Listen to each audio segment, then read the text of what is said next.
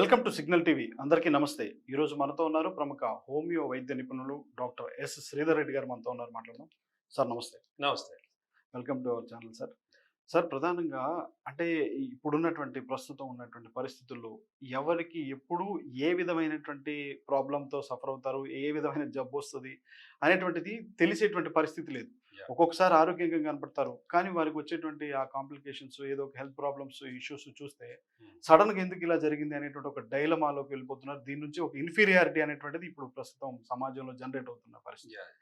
So నేను చెప్పబోయేది ఏంటంటే సార్, సద్గురు గారి గురించి. హ్మ్. మొన్న శివరాత్రి రోజు చాలా యాక్టివ్‌గా ఉన్నారు. చాలా యాక్టివ్‌గా ఉన్నటువంటి వ్యక్తి ఒక్కసారిగా అంటే ఆయన యోగా చేస్తారు. హ్మ్. ప్రశాంతంగా ఉండాలంటారు. మైండ్‌ని పీస్‌ఫుల్‌గా ఉంచుకోవాలనుకుంటారు. ఇవన్నీ ఇంత చెప్పినటువంటి వ్యక్తి ఆయన 4 వీక్స్ నుంచి విపరీతమైనటువంటి తలనొప్పితో బాధపడటం.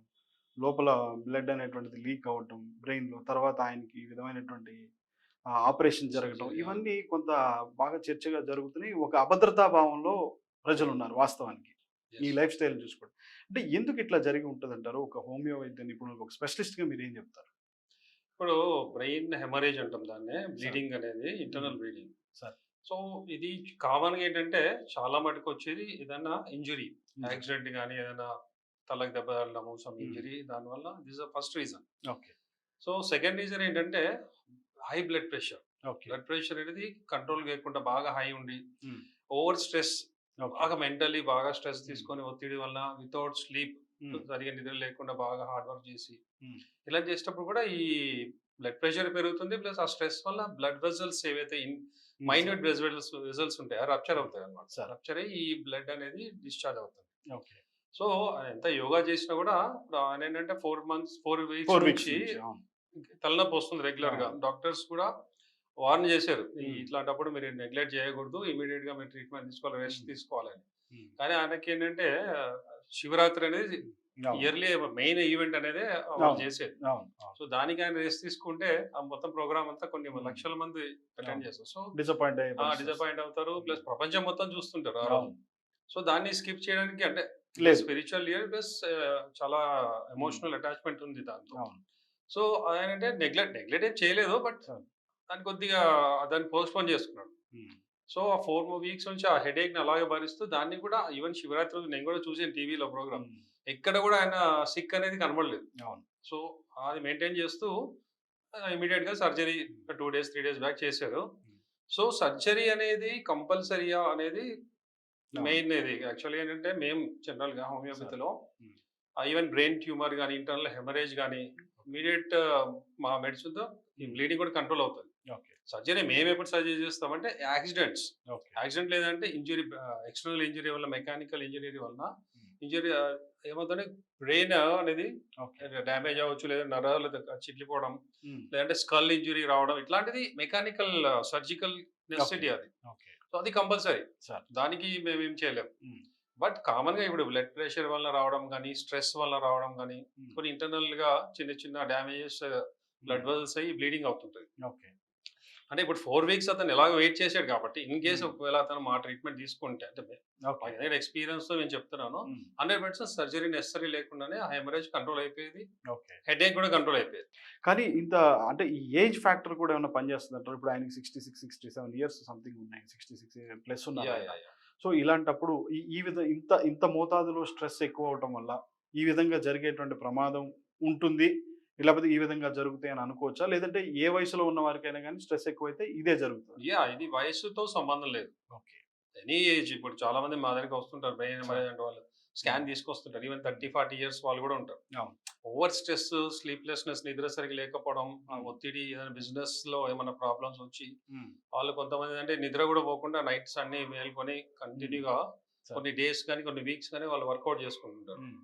సో, దాని తర్వాత ఏందంటే బ్లడ్ ప్రెషర్ కూడా ఎక్కువవుతది. దానివల్ల వాళ్ళు టైమ్‌లీ స్లీప్ ఉండదు. హ్మ్. ఫుడ్ కూడా టైమ్‌లీ తీసుకోలేరు. అవును. సో, దీనివల్ల చాలా కాంప్లికేషన్స్ వస్తుంటాయి. ఓకే. సో, ఏజ్ అనేది ఆఫ్‌కోర్స్ ఏజ్ ఎక్కువ ఉన్న వాళ్ళు ఇంకొద్దిగా హ్మ్. ప్రాబ్లమ్ ఎక్కువుంటుంది. అంటే ఎక్కువుంటుంది. దాన్ని ఓకే. తట్టుకునే శక్తి ఓకే. కొద్దిగా తగ్గుతుంది ఎట్లైనా కాబట్టి ఇమ్యూనిటీ పవర్ అనేది ఆ! తగ్గుతది కాబట్టి. సో, ఆ ఏజ్‌లో వాళ్ళకి ఇంకొద్దిగా ఎక్కువ ప్రాబ్లమ్ అవుతుంది. అదర్‌వైజ్ హ్మ్.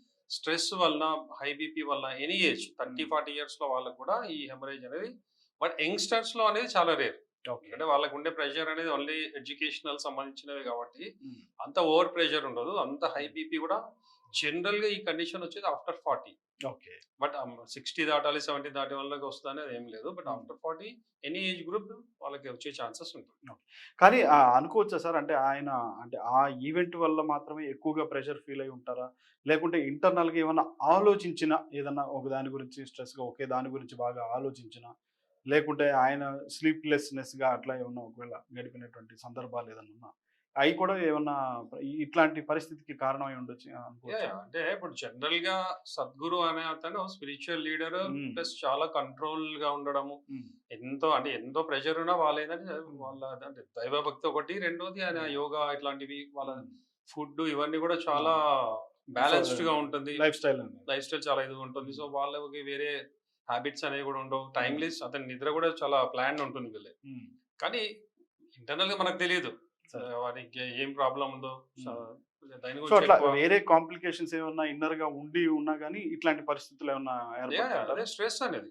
ఈ ఓకే. స్ట్రెస్ అనేది హ్మ్. అంటే జనరల్‌గా ఏంటంటే ఈ బ్రెయిన్ గాని, బ్లడ్ సర్క్యులేషన్ గాని సార్. ఇలాంటి ఎఫెక్ట్ అయ్యేది ఎప్పుడు అంటే హ్మ్. జనరల్‌గా మేము ఎక్స్‌పీరియన్స్‌తో చూసిన దాంట్లో హ్మ్. ఈ స్ట్రెస్ రిలేటెడ్ టు ఏమంటారంటే వాళ్ళ ప్రాపర్టీకి సంబంధించింది గాని, ఓకే. ఏదైనా మనీ విషయం గాని, లేదంటే హ్మ్. ఏదన్నా పొలిటికల్ ఇష్యూ అట్లా ఏమన్నా హ్మ్. అంటే ఆయనకేమన్నా ఎవరన్నా అంటే ఇన్‌ఫ్లుయెన్స్ మనకు చేసే ప్రయత్నం తెలియకుండా గావచ్చు. చెప్పకూడదు గానీ, హ్మ్. ఏదైనా వార్నింగ్ ఇవ్వడము, హ్మ్. ప్రాపర్టీ విషయంలో ఏదన్నా ప్రాబ్లమ్స్ రావడము, హ్మ్. అతను ఉన్న సో, ఇన్‌ఫ్లుయెన్స్ చేసే ప్రయత్నం. అట్లాంటిది సమ్ ప్రెషర్ ఏదో కొత్తది. అంటే ఓన్లీ హ్మ్. ఈవెంట్స్ అతను he is doing since long time. అవును. కొత్తగా ఏమి అతను ఈవెంట్ చేయట్లేదు. కొత్తగా హ్మ్. శివరాత్రికి ఏం చేయట్లేదు. Every exactly. Year he is doing. అవును. డాన్స్ కూడా ఏస్తాడు. అతను హ్మ్. ఈస్ టోటల్లీ అంటే లీనమైపోతాడు. ఆయన ఉత్తేజపడుతూ ఆ! పక్కనోళ్ళని ఉత్తేజపరుస్తా ప్రపంచం అంటే ఉంటారు. మొత్తం వచ్చిన జనాలందరూ కూడా హ్మ్. డాన్స్ చేస్తుంటారు, ఎగురుతుంటారు. ఆ బీట్స్‌లో అంటే హ్మ్. లీనమైపోతారు ఆ భక్తిలో. హ్మ్. So, sir. దానివల్ల నాకు తెలిసి కాదు. హ్మ్. అంటే దాని ఈవెంట్‌ని అరేంజ్ చేయడం ఇవన్నీ కూడా ఇట్స్ ఏ కామన్ థింగ్. ఆయన దగ్గర చాలా మంది ఎంప్లాయీస్ కూడా ఉన్నారు. అవును. ఆయన ఒక్కడే ఏం చేయడు. కొంతమంది లైఫ్ కోచెస్ చెప్పినటువంటి మోటివేషన్ లాగా కూడా మోటివేషన్ ఆ! స్పీచెస్ చెప్తూ సో, ఉంటారు ఆయన. దానివల్ల జనరల్‌గా కాదు. Sir. Some other stress. Okay. అది వాటెవర్ ఇట్ మే బి. హ్మ్. అది బయట నుంచి ఏదైనా రావచ్చు ప్రెషరు, పొలిటికల్‌గా రావచ్చు, ఇంకేదైనా లోకల్‌గా ఏమన్నా వేరే ఉండొచ్చు. బట్ ఆ ఇన్నర్‌గా ఉండుండొచ్చు. స్ట్రెస్ వల్ల ఏంటంటే ఎక్కువ హ్మ్. Over thinking, okay. స్లీప్‌లెస్‌నెస్ హ్మ్. దాంతో ఈయన బ్లడ్ ప్రెషర్ బాగా పెరిగి ఉండొచ్చు గూడా. హ్మ్. సో, దానివల్ల సమ్ ఇంటర్నల్ బ్లీడింగ్ అనేది హ్మ్. నాకు తెలిసి అది ఎమర్జెన్సీ ఏం కాదు. ఓకే. బట్ కామన్‌గా ఇంటర్నల్ బ్లీడింగ్ అవుతుంది. కంటిన్యూ హ్మ్. హెడేక్ అవుతుంది అంటే జనరల్‌గా అలోపతి డాక్టర్స్ హ్మ్. వాళ్ళు దాన్ని ఇట్స్ వెరీ కాంప్లికేటెడ్ ఇమ్మీడియేట్‌గా సర్జరీ చేయాలి. వెరీ డేంజరస్ అని చెప్పి హ్మ్.